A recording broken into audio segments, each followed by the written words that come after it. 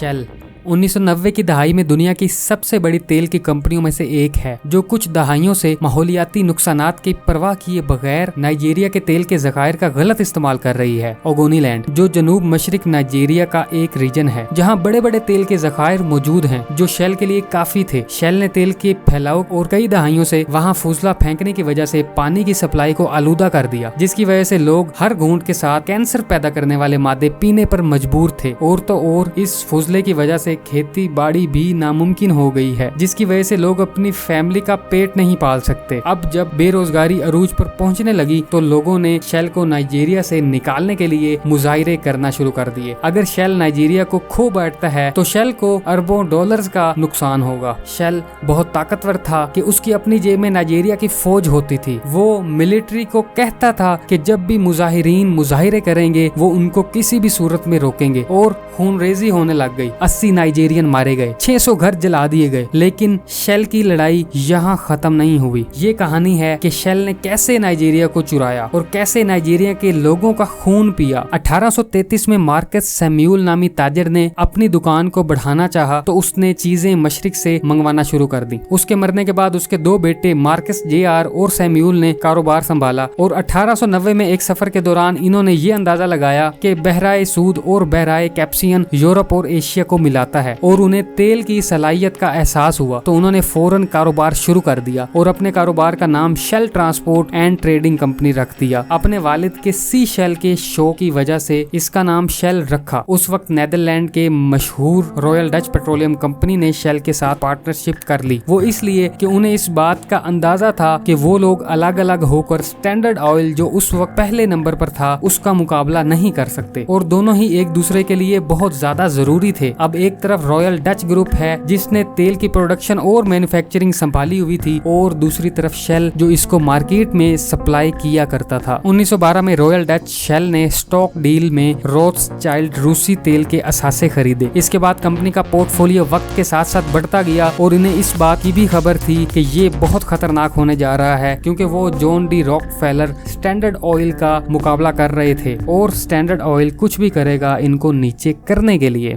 World war 1 के दौरान super shell और गो शेल बरतानवी फौज के लिए तेल का सबसे बड़ा फराहम कुनिंदा था, और उनके हवाबाजी जंगी तैयारों को तेल की फराहमी का वाहिद जरिया था। और वर्ल्ड वार 1 में दुनिया ने पहली बार तेल की अहमियत को ठीक तरीके से देखा, और तेल को एक नेशनल पावर का सिंबल माना जाने लगा। और पहली जंग अजीम के बाद ही शेल ने अपना मकसद हासिल कर लिया, और उसने स्टैंडर्ड ऑयल को पीछे छोड़ दिया और दुनिया की सबसे बड़ी तेल की कंपनी बन गई।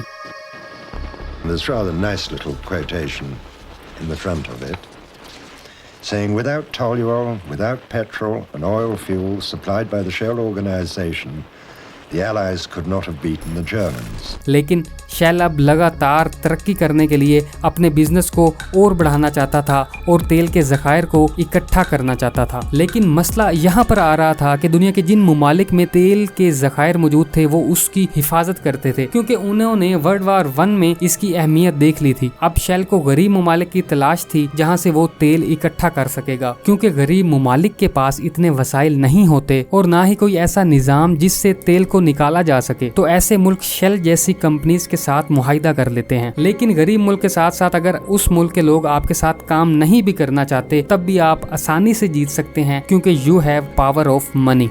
और इसके साथ आप करप्शन कर सकते हैं अगर मुल्क के हुक्मरान करप्ट हैं। अब वक्त था नाइजीरिया पर कब्जा करने का, जो नाइजीरिया के लोगों के लिए किसी जंग से कम नहीं था। ऐसी जंग जो आपने खुद अपने और अपने बच्चों के जीने के लिए हुकूमत के खिलाफ करनी है। नाइजीरिया में तेल के बड़े बड़े ज़खायर मौजूद थे, और सबसे बड़ी बात, नाइजीरिया एक बेहद गरीब मुल्क हुआ करता था। शेल ने नाइजीरिया गवर्नमेंट के साथ फिलफोर मुआहिदे कर लिए, क्योंकि उसे अपनी तेल की दौड़ में सबसे आगे रहना था और अरबों डॉलर्स का मुनाफा कमाना था, जो उसे किसी भी चीज से ज्यादा अजीज था। उसे इस बात की परवाह नहीं थी कि शेल के कुएं लोगों के पीने के पानी को जहर बना देंगे। اور نہ ہی اس بات کی پرواہ تھی کہ تیل کی ویسٹ کی وجہ سے کسان اپنی خود کی زمین کو ہی آباد نہیں کر سکتے آگ لگنے کے خوف کی وجہ سے، اور اگر کوئی کسان واپس اپنے گھروں میں جانے کی کوشش کرتا تو اس کو تیل کے بنے ہوئے دریاؤں کو پار کرنا پڑتا۔ زہر آلود پانی کی وجہ سے صحت کے مسائل میں بے حد اضافہ ہو رہا تھا، جس کی وجہ سے کھیتی باڑی اور ماہی گیری پر بھی تباہ کن اثرات مرتب ہوئے، حتیٰ کہ ماہی گیروں کی آمدنی کا ذریعہ بالکل ختم ہو گیا، اور 1990 کے آخر تک شیل کے تیل کا پھیلاؤ 2.5 ملین بیرلز تھا، جس پر نائجیریا کے لوگوں نے شیل کے خلاف مظاہرے کرنا شروع کر دیے۔ وہ بس شیل کو اپنے ملک سے نکالنا چاہتے تھے کہ یہ غیر ملکی ان کی دولت چرا رہے ہیں اور لوگوں کا خون چوس رہے ہیں۔ جب نائجیریا کی حکومت ہی آپ کے جیب میں ہو تو آپ کو کس چیز کا خوف؟ آپ سرے عام ان کے پاس جا کر ان کی جیبیں گرم کرتے اور اس بات کی دھمکی دیتے کہ آپ کی جیبیں ایسے ہی گرم ہوتی رہیں گی اگر آپ ان مظاہرین کو ہمارے راستے سے ہٹاتے رہیں گے، اور اس طرح مظاہرین خود ہی اپنی فوج کے ہاتھوں تشدد کا شکار ہوئے، حتیٰ کہ فوج نے ان تمام مظاہرین پر شدید حملہ کر دیا، بندوقیں چلائیں اور بم تک پھینکے، اور آخر میں اس جنگ میں 80 لوگ مارے گئے اور 600 گھر جلا کر راکھ کر دیے گئے۔ یہ ایک ایسا حملہ تھا کہ جیسے دشمن آپ کے خون کی ایک ایک بوند کا پیاسا ہو۔ اب شیل اپنی جنگ جیت رہا تھا، لیکن 1993 میں شیل کی ایک نئی پائپ لائن کا منصوبہ بندی کے خلاف مظاہرے ہوئے تو نائجیریا کی فوج نے 11 لوگوں کو زخمی کر دیا اور اوپن فائر کر دیا، جس میں ایک شہری بھی مارا گیا۔ نائجیرین فوج کے پاس لیسدار ہتھیار کی کمی تھی تو اس کی فوج کو جدید کشتیاں اور بسوں سے یہاں تک کہ ہیلی کاپٹر سے بھی نوازا گیا، صرف اس لیے کہ ان کے اربوں ڈالرز کے منصوبوں کی حفاظت کی جائے۔ کین سارو ویوا، جس نے شیل کی ناک میں دم کر رکھا تھا، یہ ایک رائٹر، فلم پروڈیوسر اور ماحولیاتی تنظیم موصوف دی موومنٹ کا صدر بھی تھا۔ یہ ایک ایسی موومنٹ تھی جو اوگونی کے لوگوں کے دفاع میں بنائی گئی تھی، اور یہ تحریک انتہائی تیزی سے بڑھ رہی تھی۔ 4 جنوری 1993 میں اس نے غیر تشدد احتجاج کی قیادت کی اوگونی کے آلودہ پانی اور اس کے زمینوں کے لیے، جس میں ایک اندازے کے مطابق 3 لاکھ لوگوں نے شرکت کی، حتیٰ کہ دنیا کے کئی ممالک میں نائجیرین گورنمنٹ کے خلاف پرامن ریلیاں بھی نکالی گئیں۔ We are going to demand our rights peacefully, non-violently, and we shall win. Can سارو ویوا نے یہ ڈیمانڈ کی تھی کہ وہ کسانوں کی زمینوں سے نکالے جانے والے تیل کی رائلٹی فی دے اور اوگونی کے لوگوں کو $10 بلین بھی دے۔ کین سارو ویوا نے ورکرز کو دھمکیاں دی اور ڈرایا۔ اس کی یہ اسٹریٹجی کامیاب بھی رہی، جس کی وجہ سے شیل کو اپنا کام کچھ دنوں کے لیے روکنا پڑا، اور نتیجے میں شیل اپنا منافع کھو رہا تھا صرف ایک آدمی کی وجہ سے، اور شیل اس آدمی کو اپنے رستے سے ہٹانے کے لیے ہر قیمت دینے پر راضی تھا۔ اور کچھ ہی دنوں بعد نائجیریا کی حکومت نے کین سارو ویوا کو گرفتار کر لیا۔ نائجیریا کا چیف ایک واقعے میں مارا گیا تھا اور نائجیریا نے اس کا الزام کین سارو ویوا پر لگا دیا، حتیٰ کہ کین سارو ویوا اس دن اس علاقے میں موجود بھی نہیں تھا، اور مقدمے میں چند لوکلز کو جھوٹی گواہی دینے پر رشوتیں دی گئیں، اور بغیر ٹھوس ثبوتوں کے آخرکار 10 نومبر 1995 کو کین سارو ویوا اور اس کے ساتھ 9 افراد کو پھانسی کی سزا سنا دی گئی۔ کین کے جاتے وقت آخری الفاظ یہ تھے کہ میری روح لے لو لیکن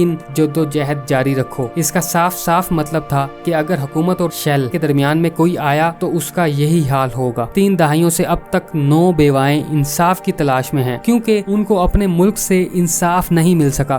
I still feel pain in my heart that my husband was killed and I need justice for him and my people.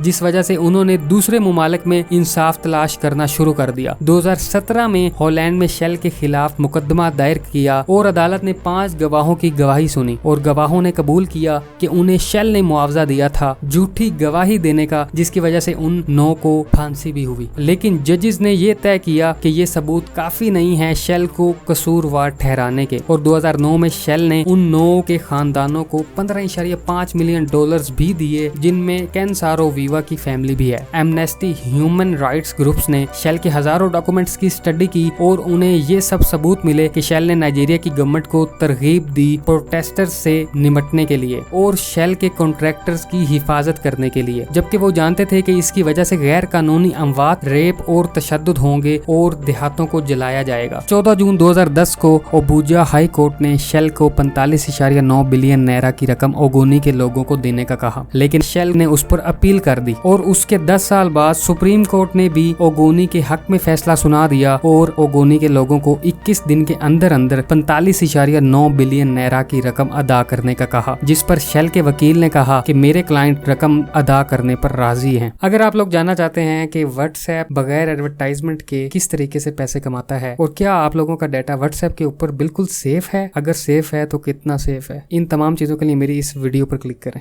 Thank you for watching.